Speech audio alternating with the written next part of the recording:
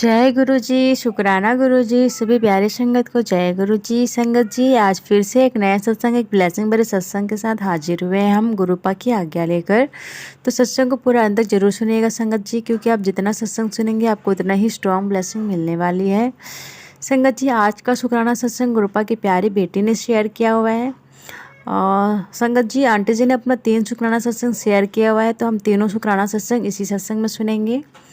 जय गुरु जी, शुक्राना गुरु जी। ओम नमः शिवाय, शिव जी सदा सहाय। ओम नमः शिवाय, गुरु जी सदा जय गुरु जी। सहाय। संगत जी ये मेरा शुक्राना सत्संग है। वैसे तो मैं इस सत्संग में अपनी पहचान छुपाना चाहूंगी, पर जैसे कि मेरी आदत है बात करते वक्त अपना नाम डिस्क्लोज करने की तो कोई बात नहीं, अगर पता चल भी जाता है, ऐसा कुछ नहीं है इस सत्संग में कि मैं अपना नाम छुपाऊं या कुछ भी। चलो संगत जी, ये मेरा शुक्राना सत्संग है। गुरु जी कहते हैं कि सत्संग की गिनती नहीं करनी है, और ये बात भी सही है। जब गुरु जी हमको गिन गिन के कोई चीज नहीं दे रहे हैं, तो हमें भी गिनती नहीं करनी चाहिए। हम तो सत्संग ही तो शेयर कर रहे हैं, और गुरु जी तो हमें इतना कुछ ब्लेस कर रहे हैं, वो तो कुछ मांगते भी नहीं है बदले में हमसे। गुरु जी तो कहते हैं तुम बस नाम जाप करते चलो, चाहे कुछ भी मत करो, नाम जाप करते चलो और अपने कर्म अच्छे रखो। तो संगत जी, ज्यादा टाइम ना लेते हुए मैं गुरु जी का सत्संग शुरू करना चाहूंगी। सबसे पहले मैं गुरु जी का मंत्र जाप करूंगी। ओम नमः शिवाय, शिव जी सदा सहाय। ओम नमः शिवाय, गुरु जी सदा सहाय। ओम नमः शिवाय, शिव जी सदा सहाय। ओम नमः शिवाय, गुरु जी सदा सहाय। ओम नमः शिवाय, शिव जी सदा सहाय। ओम नमः शिवाय, गुरु जी सदा सहाय। शुक्राना मेरे गुरु जी महाराज। संगत जी, मैं गुरु जी का सत्संग गुरु जी के चरणों में बैठ के ही शेयर कर रही हूँ। तो गुरु जी, अगर कोई गलती हो जाए माफ कर देना संगत जी। तो ये मैं गुरु जी से जुड़ी थी, मतलब गुरु जी ने पहली बार मुझे बड़े मंदिर बुलाया था, और जब बुलाया था तो मैं बिल्कुल अकेले गई थी, कि जैसे ऐसा लग रहा था, अब ऐसा लग रहा है कि जैसे गुरु जी मुझे मेरा हाथ पकड़ के बड़े मंदिर लेके गए थे कि चल। तो इसके लिए भी मैं अपना पहले सत्संग शेयर कर चुकी हूँ कि कैसे गुरु जी ने मुझे रास्ता बताया, समझाया, सब चीजें बताई, इवन कितने पैसे लगेंगे ये सब कुछ बता दिया था गुरु जी ने मुझे। और गुरु जी ने मुझे अकेले बड़े मंदिर बुलाया था और पूरा दिन मंत्र जाप कराया था। चलो, ये तो गुरु जी की मेहर है मेरे सिर पे, उनका हाथ है मेरे सिर पे। इसके लिए भी बहुत बहुत शुक्राना मेरे गुरु महाराज। और अब मैं आप लोगों को आप संगत जी, आप सबको बताना चाहूंगी कि गुरु जी ने जब से मुझे ब्लेस करना शुरू किया है, जब से गुरु जी ने मुझे अपने चरणों से लगाया है, तब से मेरी ग्रोथ होती ही जा रही है। मेरे घर में जो चीजें मैं सोचती थी कि ये भी होना चाहिए, ये भी होना चाहिए और ये भी होना चाहिए, चीजें बढ़ा रहे हैं गुरु जी। बहुत कुछ बदला है घर में, मेरे लिए माहौल बदला है, लोगों के मन में मेरे लिए ख्याल बदले हैं, और ये सब गुरु जी की कृपा है। संगत जी, मैं गवर्नमेंट जॉब में हूँ, और ये 2023 के बाद जैसे कि मेरे बहुत सारे ऑफिशियल वर्क अटके हुए थे। जैसे मेरा बेटा 10 साल का हो गया, मैंने कभी भी अपने ऑफिस से ट्यूशन फीस नहीं ली थी। थे कुछ रीजन जो कि मैं नहीं बताना चाहूंगी, मतलब थे ऑफिशियल ही रीजन, लेकिन वो बातें काफी पुरानी हो गई हैं, उनका अब कोई मोल भी नहीं है। तो और दूसरा, मेरी 2023 में जुलाई कहते हैं ना कि 1 जुलाई को आपको ड्यूटी पे होना होता है, ड्यूटी करनी होती है, जरूरी है, आपकी इंक्रीमेंट लगती है। मैं हेल्थ डिपार्टमेंट में हूँ, तो 30 जून को मेरी नाइट ड्यूटी थी और 1 जुलाई को मेरा नाइट ऑफ पड़ गया था और हमारा प्लान बन गया था अचानक से हरिद्वार जाने का।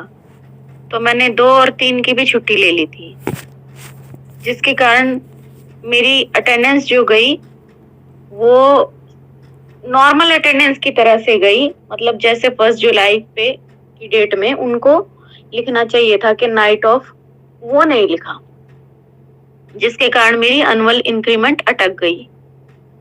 और ऐसा इसलिए हुआ कि मैं फिजिकली कहीं और जॉब करती हूँ और मेरी सैलरी किसी और जगह से बन के आती है। तो वहां आगे जो अटेंडेंस गई उसमें ये हो गया कि भाई मेरा नाइट ऑफ करके नहीं गया, तो मेरी नॉर्मल अटेंडेंस जाने के कारण उन्होंने वहां पे मेरी इंक्रीमेंट अटक गई। रीजन चाहे जो भी रहा हो, अटक गई। अब मैं वेट कर रही, मैंने उसी महीने में जुलाई में एप्लीकेशन भी दे दी, पर उस पे कोई वो वर्कआउट नहीं हुई, मतलब कुछ हुआ ही नहीं। फिर ऐसे यूं मान लो कि मतलब 7-8 महीने निकल गए ऐसे। फिर अब 2024 लग गया। 24 लगने के बाद मार्च के बाद जैसे ट्यूशन फीस लगाते हैं, तो मैं ट्यूशन फीस लगाने के लिए गई। मैंने जैसे कि मैंने पहले बताया कि मैंने अपने बेटे की ट्यूशन फीस 10 साल का हो गया था, अभी तक एक भी नहीं दी थी कुछ रीजंस के कारण। तो मैंने ट्यूशन फीस की एप्लीकेशन लगाई, तो मैंने अपने डीलिंग क्लर्क से पूछ लिया कि भाई मेरी एक एनुअल इंक्रीमेंट रहती है। तो उसने मुझे कहा कि आप एप्लीकेशन लिख के दे दो और उसके साथ प्रूफ लगा दो। तो मैंने लगा दिए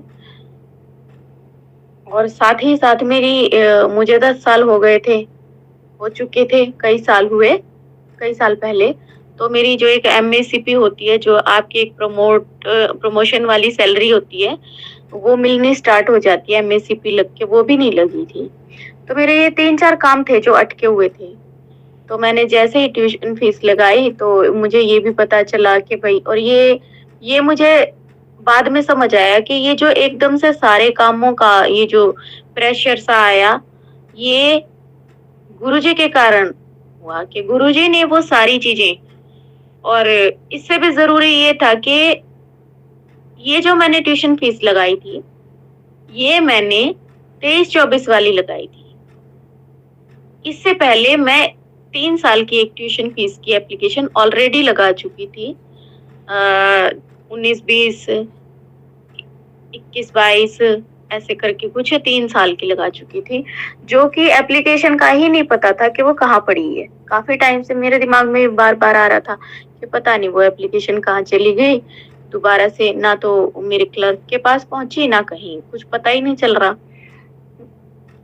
तो मैंने जिसके थ्रू मैंने भिजवाई थी, मैंने उससे भी 1-2 बार कॉल कर करके पूछा कि भैया कहाँ है वो एप्लीकेशन, कुछ पता भी नहीं चल रहा है। अचानक से एक दिन मेरे क्लर्क का मुझे फोन आता है कि जी आपकी ये ना 3 साल की ट्यूशन फीस की एप्लीकेशन आई है, इसका क्या करना है? तो मैंने कहा करना क्या है, लगानी है, लगा दो। तो फिर उसने मेरी सर्विस बुक चेक करी। उसने मुझे बताया कि आपके बेटे का तो नाम ही नहीं है सर्विस बुक में, एप्लीकेशन तो जब जाएगी आपकी। फिर जैसे क्या, मतलब मैं वही बता रही हूँ कि गुरुजी ने काम करवाने स्टार्ट करे। गुरुजी ने ही ये बतवाया मुझे कि तूने तो अपने बेटे का नाम भी नहीं चढ़वा रखा। इसमें चाहे आप मुझे लॉस्ट रीड कहो, कुछ भी कहो संगत जी, पर जैसे जिसके सर पे भगवान का हाथ होना, ये चीज तो मैंने देख ली, उसके काम नहीं रुकते। तो गुरुजी ने मेरे बेटे का नाम चढ़वाया पहले। फिर उसने मेरे डीलिंग हैंड ने मुझे समझाया कि पहले आप 23-24 वाली ट्यूशन फीस लगाओ, उसकी एप्लीकेशन क्लियर हो जाएगी, वो आपके पैसे आ जाएंगे, उसका बिल बन जाएगा, तब हम दूसरी ये जो पेंडिंग ट्यूशन फीस है इनकी एप्लीकेशन लगाएंगे 3 साल वाली। मैंने कहा ठीक है। तो फिर उसके बाद और उन्होंने बोला कि अब आप मुझे ये बताओ कि मैं आपकी ट्यूशन फीस की एप्लीकेशन पहले लगाऊं या एनुअल इंक्रीमेंट वाली। तो मैंने कहा पहले आप एनुअल इंक्रीमेंट लगवा दो, और उसके बाद आप ट्यूशन फीस वाली को प्रोसेस में डालना।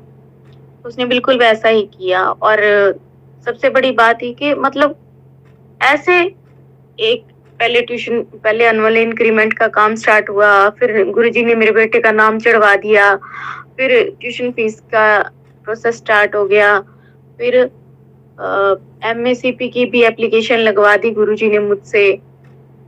मतलब ये 3-4 काम मेरे अटके हुए थे और ये इतने स्ट्रांगली अटके हुए थे कि इनको मैं करने की कोशिश भी कर रही थी, इन पे कुछ नहीं हो ही नहीं रहे। फिर उसके बाद गुरुजी ने मुझे जून में मैसेज दिया, मतलब जून तक ये काम एज इट इज हो रहे होंगे, सरक रहे होंगे धीरे धीरे।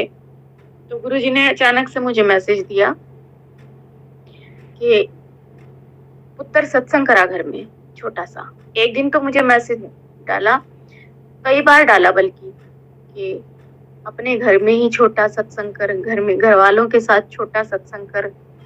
फिर मैंने एक दिन कि मैंने कहा ये भी करके देख लेते। मैंने पहले यूट्यूब पे सर्च किया कैसे सत्संग होएगा, फिर मैंने फटाफट वो सत्संग कैसे करते हैं और मैंने 1 घंटे का सत्संग कर लिया अकेले बैठ के। मेरा बेटा था, मेरे हस्बैंड थे, वो तो खैर लास्ट में आए थे आरती के टाइम पे, पर गुरुजी ने कहा मैंने करा।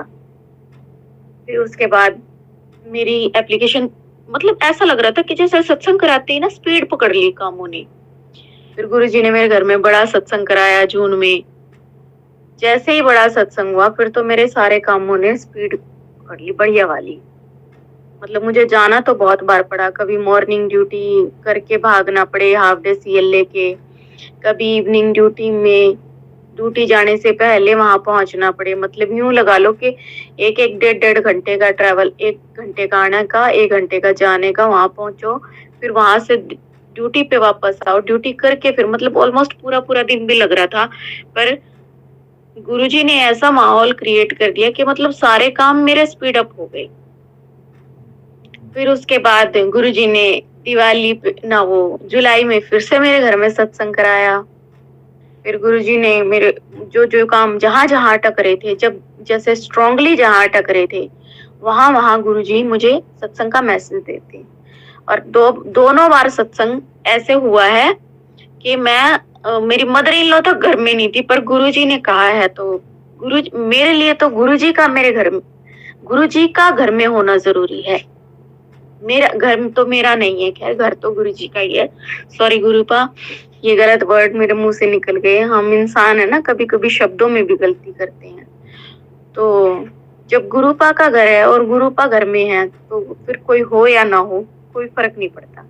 मेरे लिए तो मेरे गुरुपा घर में होने चाहिए बस, और गुरुपा घर में थे तो मैंने दोनों बार सत्संग करा लिया। गुरुजी ने बहुत ब्लेस्ड सत्संग कराए, बहुत ही डिवाइन सत्संग थे दोनों ही। और उसके लिए, इन दोनों सत्संगों के लिए बहुत बहुत शुक्राना मेरे गुरु महाराज। बहुत बहुत ब्लेसिंग्स, इतनी ज्यादा ब्लेसिंग देने के लिए बहुत बहुत शुक्राना मेरे गुरु का। उसके बाद गुरुजी ने, उसके बाद आ गया दिवाली वाला महीना। गुरुजी ने मुझे कहा कि पुत्र इस बार की दिवाली सबसे अच्छी दिवाली रहेगी तेरी, आज तक तूने ऐसी दिवाली नहीं मनाई होगी।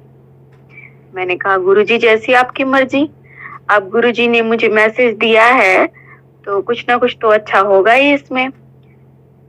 फिर जो मेरी एनुअल इंक्रीमेंट अटकी हुई थी वो उसके पैसे आ गए दिवाली वाले महीने में ही, दिवाली से 6-7 दिन पहले, इवन करवा चौथ से पहले ही। ये 2024 की बात बता रही हूँ मैं आपको। फिर इसके बाद साथ साथ ही ट्यूशन फीस के पैसे आ गए।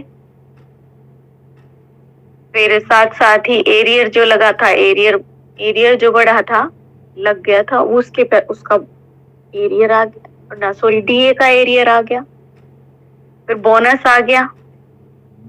तो अब गुरुजी ने तो बिल्कुल ऐसे, मतलब मैंने कहा गुरुजी साथ साथ सब कुछ, बहुत खुश मैं। फिर गुरुजी ने, मतलब अभी भी मुझे बताते हुए भी इतनी गूज बम्स हो रही है, इतनी खुशी हो रही है। गुरुजी ने कई सारे काम करवा दिए, ऑलमोस्ट करवा दिए, बस एक एमएससीपी का काम रह गया। फिर गुरुजी ने फिर मैसेज दे ही रहे थे गुरुजी तो कि इस बार की दिवाली तेरी सबसे अच्छी दिवाली जाएगी, सबसे अच्छी दिवाली जाएगी। होली अष्टमी का दिन था। मेरी होली अष्टमी से जस्ट एक दिन पहले 24 को होली अष्टमी थी और 23 को मेरी नाइट ड्यूटी थी। मेरा बेटा स्कूल से आता है, बहुत तेज बुखार, मतलब उसने मुझे कहा मम्मा सिर दर्द हो रहा है। मैंने कहा बुखार चेक कर ले। बुखार चेक किया तो 101 बुखार था उसको। मैंने उसको दवाई दी और उसको बोला कि ना सो जा तू यहाँ पे। सो गया। मैंने कहा ट्यूशन की छुट्टी कर ले। सो गया भाई। बुखार उठा तो बुखार उतर गया था। मैंने भी सोचा चलो ठीक है, छोटा मोटा थोड़ा बहुत बुखार तो होता ही रहता है, कोई बात नहीं। मैं अपना ड्यूटी चली गई, मेरी तो नाइट ड्यूटी थी। मैंने जैसे घर में कैमरा लगा रखा है कि भाई वॉइस कमांड वाला हॉल में, तो हस्बैंड 8 साढ़े 8 बजे दूध लेके आते हैं। मैंने हस्बैंड से पूछा कि बेटे के बारे में पूछा कि कहाँ पे है, तो हस्बैंड ने बोला सो रहा है। तो मैंने कहा सो रहा है, दिन में भी सोया है, इतनी देर तक तो नहीं सोता। मैंने कहा उठाओ उसको, कुछ खिलाओ पिलाओ। मैंने कहा एक बार बुखार चेक कर लो। बुखार चेक करा तो 104 बुखार। मेरे तो हाथ पैर फूल गए और हाथ पैर हस्बैंड के भी फूल गए। बेटा दवाई ना ले, ना ही मेरा बेटा स्पंजिंग करने दे, पट्टी भी ना रखने दे। मैं कैमरे में से हस्बैंड को देख रही, हस्बैंड बार बार स्ट्रेस में आके अपना सिर खुजा रहे। तो मैं हस्बैंड को बोली, मैंने कहा जल्दी बुखार उतारो नहीं तो दौरा आ जाएगा, जल्दी बुखार उतारो। अब हस्बैंड बिल्कुल स्ट्रेस में। फिर अरे संगत जी, ये मेरा इंक्रीमेंट के बाद का, ये मेरे ऑफिशियल वर्क से हटके दूसरा शुक्राना है। सॉरी संगत जी, मैं बताना भूल गई आप लोगों को। तो ये भी मेरा शुक्राना ही है गुरुजी को। एक माँ जब घर में नहीं होती और उसका बच्चा अगर बीमार हो जाए पीछे से, तो उस माँ पे क्या बीतती है ये तो भगवान जानते हैं, गुरुजी जानते हैं या वो माँ जानती है। तो संगत जी, मैं वहाँ स्ट्रेस में, यहाँ हस्बैंड स्ट्रेस में, और बिल्कुल मेरे बेटे का दवाई भी ले ली, वॉमिटिंग आ गई। फिर दोबारा दी दवाई हस्बैंड ने, बुखार नहीं उतरा। स्पंजिंग कर रहे हस्बैंड, गीली पट्टी लगा रहे, बुखार नहीं उतर रहा। बुखार 101 से नीचे ही नहीं आ रहा। ये ऐसे ही स्ट्रेस में, और मेरी नाइट ड्यूटी भी बहुत गंदी बिजी थी भाई। तो ऐसे ही स्ट्रेस में मतलब ये रात के 12 बज गए, 11:30 बज गए। 11:30 बजे थोड़ा बुखार हल्का हुआ तो बेटे ने कहा होगा कि पापा मैगी बना दो। तो जैसे वैसे तो नहीं देने देती मैं, पर कभी कभी बच्चे का मन होता है तो वही। हाँ, तो हस्बैंड ने मैगी बना दी। नहीं मैगी नहीं थी, खिचड़ी थी शायद, खिचड़ी बनाई थी मदर इन लॉ ने। मदर इन लॉ ने खिचड़ी बना दी थी, तो खिचड़ी थोड़ी बहुत ली उसने। तो फिर उसके बाद हाँ, मैंने जैसे हस्बैंड बोले हम तो खाना खाने बैठ रहे हैं, अभी इसको खाना खिला रहा हूँ। मैंने कहा बुखार चेक कर लो इसका। कहता अभी एक बार खाना खा लें फिर बुखार चेक करते हैं। तो हस्बैंड ने उसको थोड़ा 1-2 मुंह उसने खिचड़ी के खाए, हस्बैंड ने भी फटाफट खाना खाया। तो हस्बैंड ने बुखार चेक करा तो बुखार उसमें फिर 102 कुछ करके आया।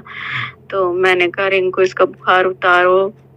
फिर उसके बाद हस्बैंड से फिर मेरे दिमाग में आई कि ना मैं हस्बैंड को बोलूं कि यहाँ लेके आ जाओ, क्योंकि मैं तो हॉस्पिटल में ही थी और दूसरे शहर में थी, तो 1 घंटे का ट्रैवल था। तो मैंने हस्बैंड को बोला कि आप ना यहाँ ले आओ इसको, मैं अपने आप देख लूंगी, क्योंकि फिर उसके आगे का तो ट्रीटमेंट मुझे पता ही था, इंजेक्शन लगता।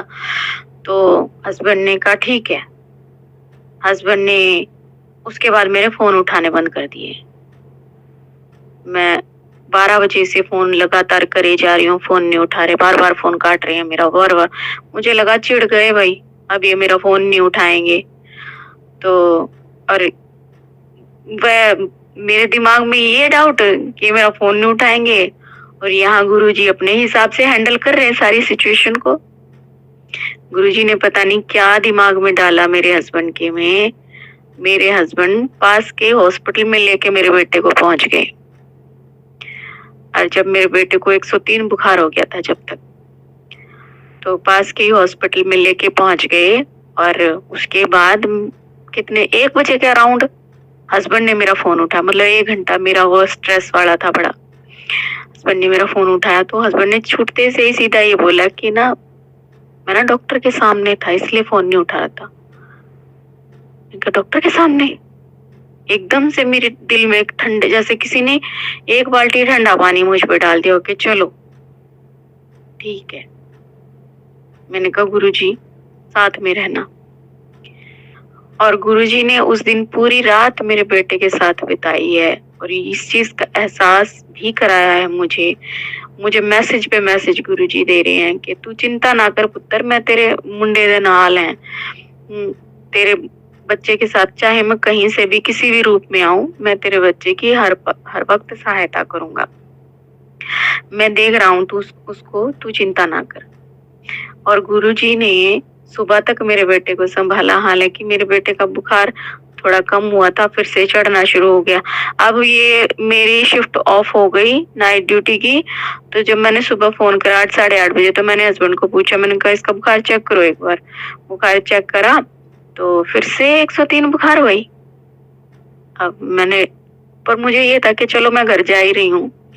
मैंने आते ही फटाफट इसको बुखार की दवाई दी, इंजेक्शन चढ़ा दिया मैंने। मैं तो स्टाफ ही हूँ तो मुझे पता है क्या करना है, तो मैंने आते ही फटाफट हाथ में कैनुला लगाया और इंजेक्शन चढ़ा दिया बुखार वाला। तो मेरे बेटे का थोड़ा सा तो बुखार कम हुआ। फिर जैसे होली अष्टमी का व्रत था, कथा वथा करके तो मैंने हस्बैंड और रात को जब हस्बैंड लेके गए थे तो डॉक्टर ने एडमिशन के लिए लिख दिया था कि भाई एडमिट कराओ। उन्होंने डेंगू वेंगू की जांच भेजी, तो वो जब तक होली अष्टमी की हमने कथा वथा करी तो वो रिपोर्ट्स आ गई। रिपोर्ट्स में डेंगू पॉजिटिव आ गया। अब मैंने तो हस्बैंड को बोला, मैंने कहा भाई ऐसा है, यहाँ पे तो हम इसको कुछ भी खाने को देंगे, ये नहीं खाएगा, इसको एडमिट करा देते हैं। हमने उसको एडमिट करा दिया और मेरे बेटे का सेकंड डे ही फीवर डाउन आ गया, जबकि डेंगू में हफ्ता हफ्ता भी फीवर डाउन नहीं आता। ऐसी गुरुजी की कृपा रही कि ये पहले तो इंजेक्शन से, जो फ्लूइड वाला इंजेक्शन होता है पैरासीटामोल इन्फ्यूजन, उससे भी बुखार कम नहीं हो रहा था मेरे बेटे का। 101 आके फिर वापस से चढ़ना शुरू हो रहा था। और रात में डॉक्टर ने फिर एक मैफ्टाल्पी के नाम से दवाई आती है वो दी और मेरे बेटा से बिल्कुल बुखार उतर गया। उसके बाद तो मेरे बेटे को बुखार ही नहीं हुआ। 3-4 दिन हम हॉस्पिटल में रहे। तो जैसे मैंने इन्फॉर्म कर दिया कि भाई मैं ड्यूटी नहीं आऊंगी, मैंने ईएल भर के दे दी और वो मैंने दी भाई दूज तक की। अब मुझे गुरुजी का सारा समझ में आने लगा था कि गुरुजी मेरे लिए कितना करते हैं, कितना लोगों की मेरे ऑफिशियल वर्क कराने के लिए गुरुजी ने लोगों की सीट तक बदली है, उठा पटक तक। ये कि भाई इसको उठा के इस सीट पे से उठाओ, किसी और को बिठाओ, इतना गुरुजी ने मेरे लिए किया। और अब तो पूरी रात में, और अब ये जो बुखार हुआ मेरे बेटे को, पूरी रात मेरे बेटे के साथ रहे, उसका ध्यान रखा और हॉस्पिटल में हमारे साथ रहे, हम सबका ध्यान रखा। और उसके बाद मुझे छुट्टियां दिलवाई। कहाँ मैंने कभी दिवाली पे छुट्टी नहीं ली थी, मुझे दिवाली पे छुट्टियां दिलवाई। कि जो मैंने शॉपिंग करी है रज के, जो मैंने घर को सजाया है रज के इस बार दिवाली पे, जो मैंने हर छोटी से छोटी चीज को एंजॉय करा है इस बार दिवाली पे, मतलब ऐसी दिवाली मैंने कभी मनाई ही नहीं। और जब दिवाली जा चुकी थी तो भाई दूज, दिवाली सब मैंने इतने बढ़िया से मनाया। और फिर मुझे गुरुजी की बातें याद आ रही कि गुरुजी तो कह रहे थे ऐसी दिवाली तूने कभी नहीं मनाई होगी जो इस बार मनाएगी। मैंने कहा, और जब मेरा बेटा बीमार था तो मैंने कहा गुरुजी ये कैसी दिवाली, आप तो कह रहे थे बहुत अच्छी दिवाली जाएगी, ये कैसी दिवाली जा रही है। हाँ ये हो, अब गुरुजी पे मुझे बिल्कुल भी, पहले थोड़ा बहुत डाउट हो जाता था, अब तो बिल्कुल डाउट की जगह ही नहीं है। अब मुझे कोई शिकायतें होती है, शिकायतें तो देखो करेंगे ना हम, गुरुजी हमारे पिता हैं, माँ बाप से तो हम शिकायतें करेंगे। कुछ बात होती तो मैं तो गुरुजी से शिकायत भी कर लेती हूँ, गुरुजी से लड़ भी लेती हूँ, बातें भी कर लेती हूँ, फिर भी गुरुजी मुझे बहुत प्यार करते हैं, बहुत एक्सट्रीम। और गुरुजी ने मतलब जैसे मेरे हस्बैंड गुरुजी के बड़े मंदिर जाने के लिए भी तैयार नहीं थे, गुरुजी ने उनको भी बुला लिया इस बार। इसके लिए भी गुरुजी बहुत बहुत शुक्राना, मेरे गुरु महाराज, मेरे परम पिता। तो गुरुजी की मैं मतलब अभी जब मैं आप लोगों से बातें कर रही हूँ तो मुझे ऐसा लग रहा है कौन कौन सी बात बताऊं। इतनी छोटी छोटी बड़ी बड़ी बहुत सारी ब्लेसिंग्स हैं गुरुजी की मुझ पे, बहुत ब्लेसिंग्स दी हैं गुरुजी ने मुझे। कभी मैं गुरुजी के एक स्वरूप को तरस रही थी, गुरुजी का मुझे कहीं से एक स्वरूप मिल जाए, एक स्वरूप मिल जाए, एक स्वरूप मिल जाए। अब कम से कम 4-5 स्वरूप है मेरे पास, मैंने 1-2 को दिए भी हैं। गुरुजी ने मुझे इतनी नेमत बख्शी है, तो इन सब के लिए गुरुजी बहुत बहुत शुक्राना। शुक्राना मेरे गुरु महाराज, शुक्राना मेरे परम पिता, शुक्राना मेरे पालनहार, शुक्राना मेरे राखनहार, शुक्राना मेरे लखदातार। क्या क्या कहूं मैं आपको, इतना ज्यादा आपने मुझे ब्लेस किया है कि मेरे पास तो शब्द भी नहीं है आपकी महिमा बताने के लिए। मेरे शब्द छोटे पड़ रहे हैं गुरुजी, और मेरा सत्संग और भी बड़ा हो जाएगा संगत जी, इसलिए मैं अब अपनी वाणी को आराम देना चाहूंगी और मैं गुरुजी का मंत्र जाप करना चाहती हूँ अब। ओम नमः शिवाय, शिव जी सदा सहाय। ओम नमः शिवाय, गुरुजी सदा सहाय।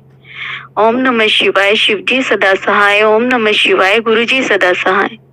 शुक्राना मेरे गुरुजी महाराज, शुक्राना मेरे परम पिता, हर सांस का शुक्राना, अपना बनाने का शुक्राना, अपने घर में रखने का शुक्राना, अंग संग रहने का शुक्राना।